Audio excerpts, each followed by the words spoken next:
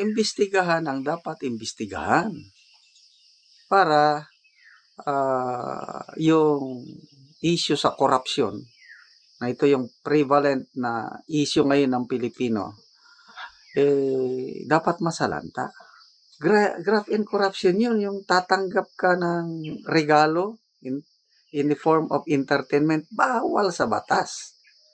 Bakit tahimik sila?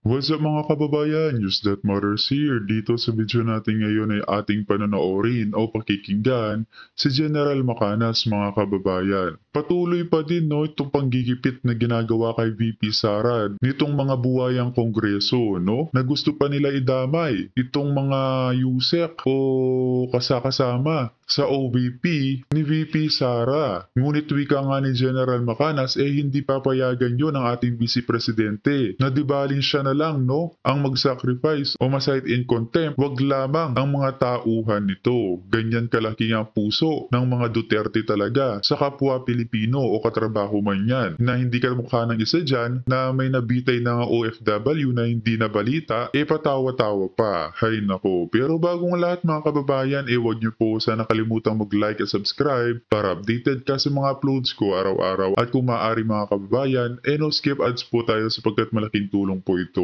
At yun na nga mga kababayan, tamang winika ni Tatay Digong na hanggat walang senador na nauupo sa mga Duterte slate, patuloy pa rin talaga ang pagpupuntirya nila kay VP Sara. Kung kaya naman, kailangan talaga nating makiisa sa panawagang Duterte straight vote at huwag nang bigyang tsansa pa na maupo ang mga inendorso ng mga bangag. Kung kaya naman hindi ko na patatagalin pa, ito na ang buong video. Ang araw mga kaibigan.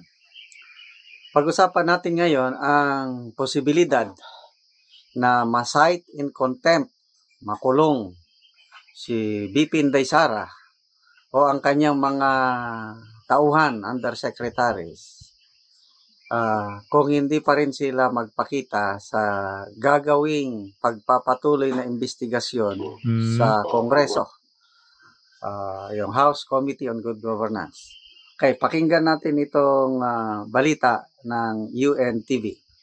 Rosalie, kailan yung schedule ng susunod na pagdinig ng Kamara dito sa issue ng paggamit ng pondo ng OVP? Target sanang may pagpatuloy yung pagdinig ng House Committee on Good Government sa naging paggastos ng pondo ng tanggapan ni Vice President Sara Duterte sa susunod na linggo.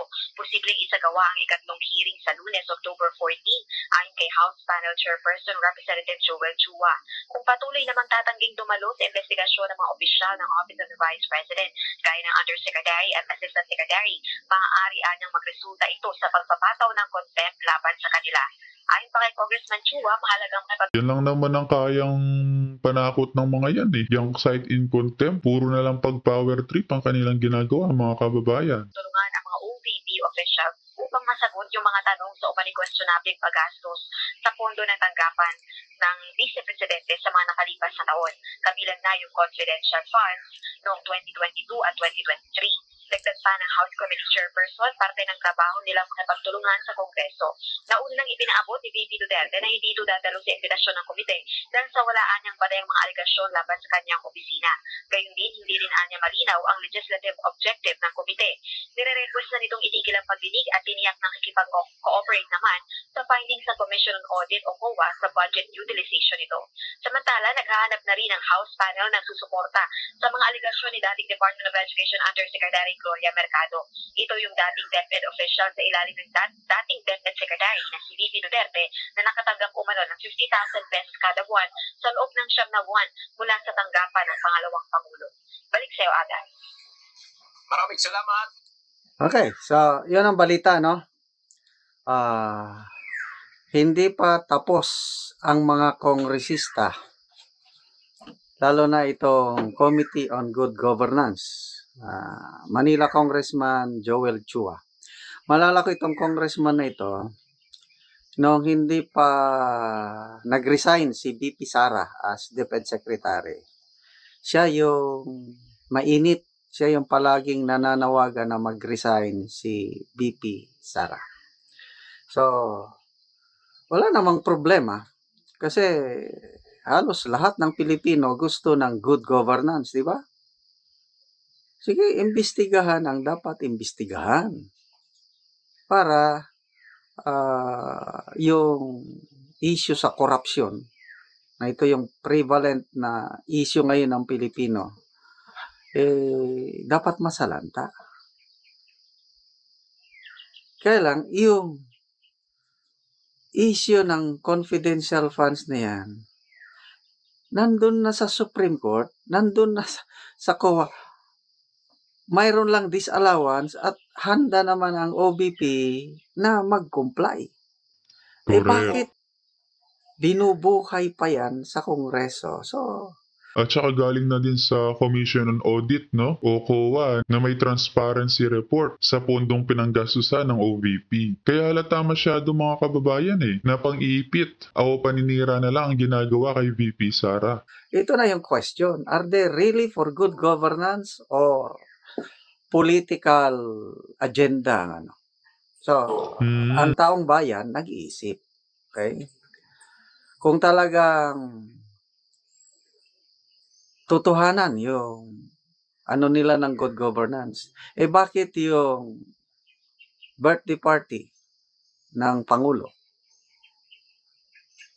biglang sikreto sana, no? Biglang nabulgar. May Duran-Duran concert pala. Ilang millions ang bayad. O sinong nagbayad? Regalo daw ng mga kaibigan. Ano ba yun? Very clear,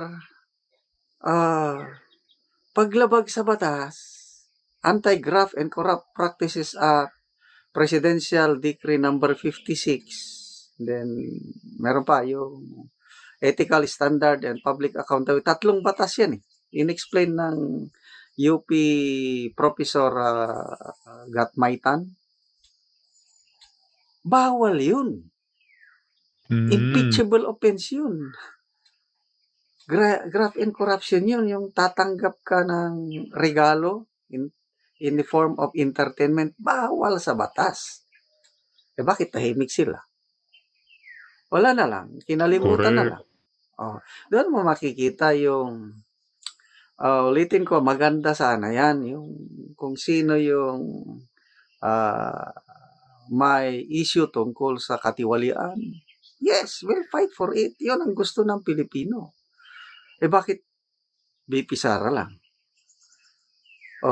Yung Office of the President, laki-laki ng intelligence confidential funds. Bakit ang VP Sara lang ang tinatarget?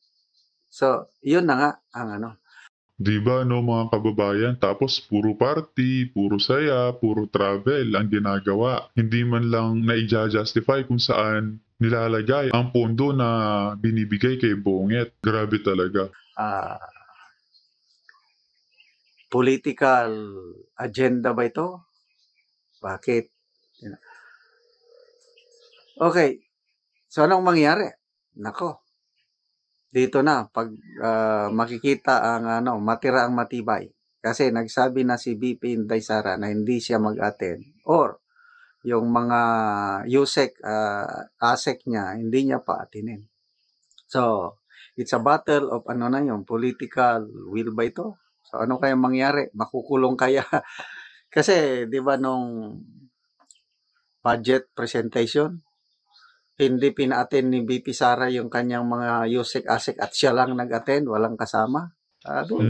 Nalaman ko, i-contempt ang So, ako na lang ang i-contempt ninyo. Hindi yung mga tauhan ko. May mga pamilya yan na nagmamahal. Ako, i-contempt ninyo. So, dito natin makikita, darating kaya ang panahon na first time siguro ito. Yan yung tunay na vice presidente, yung inuuna ang kapakanan ng kapwa Pilipino, no? Hindi kamukha ng isa dyan na nabitay na nga kababayan nating OFW, patawa-tawa pa. Vice President, i-contempt ng Kamara at ikukulong. Ano kaya ang magiging very exciting ito na political development? Vice President, ikinulong ng mga kongresista.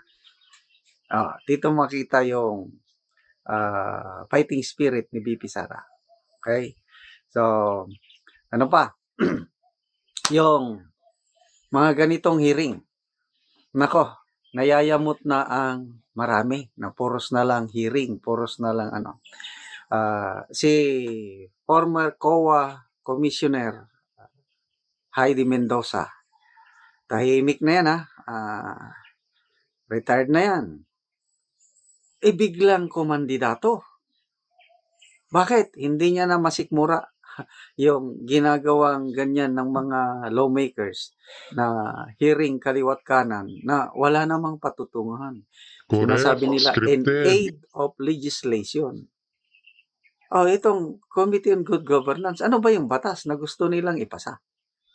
Na hearing ng hearing.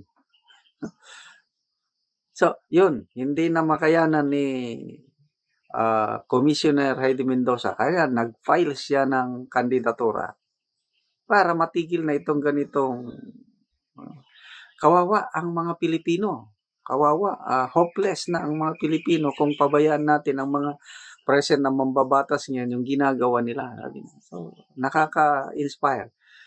Yung isa pa, another questionable yung palaging singit ng pundo, yung unprogrammed funds.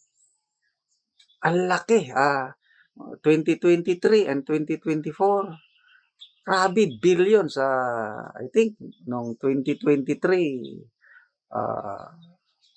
700 billion ang unprogrammed funds. Itong 2024, 800 billion. Unprogrammed.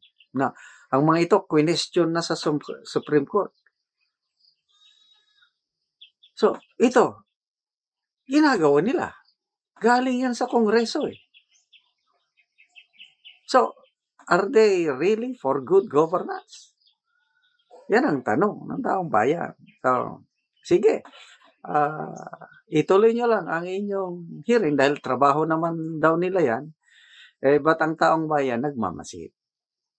Pag ikinulong nila si VP Sara, ano kaya ang reaksyon ng mga tao? Alam nyo naman yung ugali ng Pilipino. Kung sino yung underdog, doon napupuntang simpatya. Baka magkakamali kayo pag i-cite in contempt nyo. Kasi nakikita ko hindi pababayaan ni VP Sara ang kanyang mga USEC or ASEC na mag-attend sa mga hearing na yan dahil ma-cite in contempt lang. She will sacrifice. Siya ang magpapakontent. So, good luck sa mga kongresista na gustong ipakulong ang VP Inday Sara.